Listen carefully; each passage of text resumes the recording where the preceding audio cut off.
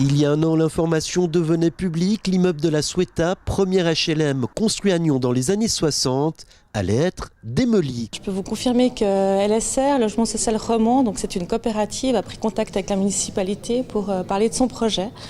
Aucune décision n'a encore été prise, donc pour l'instant c'est vraiment des contacts entre la municipalité et LSR. Ils ont le souhait de détruire, de reconstruire. Depuis, le dossier a bien avancé. Au prochain conseil communal sera soumis au législatif l'adoption du plan d'affectation La Sueta. On demande l'approbation du conseil communal sur la légalisation du plan partiel d'affectation, c'est-à-dire la refonte en fait du quartier de La Sueta et des Lupins. Car bientôt fini, la grande barre de la route d'État-de-Doigt, surnommée par certains le mur de la honte, place désormais à 4 bâtiments.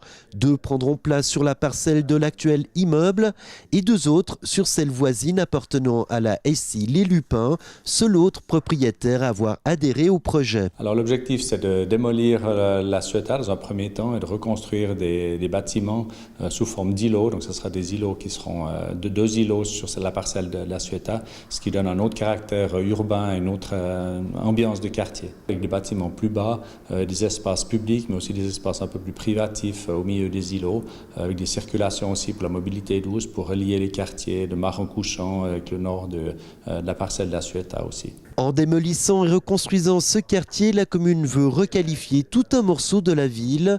La municipalité a aussi validé une densification des constructions. Des équipements comme une crèche et des commerces y feront leur apparition. La partie qui est côté route de Divonne, effectivement, sera dévolue au commerce pour les rez-de-chaussée, pour activer aussi un petit peu et donner un petit peu de vie indépendamment des logements. Pendant les travaux, les habitants vont être relogés dans d'autres immeubles avant d'avoir le choix de réintégrer ou pas des appartements tout neufs. Donc le propriétaire a acheté un immeuble dans le Marencouchant, donc le quartier qui est juste en dessous, ce qui lui a permis de déplacer une partie des locataires. Une partie sont déplacés au sein même du bâtiment La Sueta, qui sera démoli en 2 étapes. Et puis ça permet de pouvoir loger pendant les travaux l'ensemble des locataires. Et puis ensuite les gens pourront choisir s'ils veulent retourner dans les nouveaux bâtiments ou rester dans les appartements de Marencouchant. Si le conseil communal valide lundi prochain le plan d'affectation La Sueta, la municipalité pourra ensuite soumettre ce projet pour approbation au canton. Si tout se passe bien, les premiers coups de pioche pourraient être donnés durant le premier semestre 2019.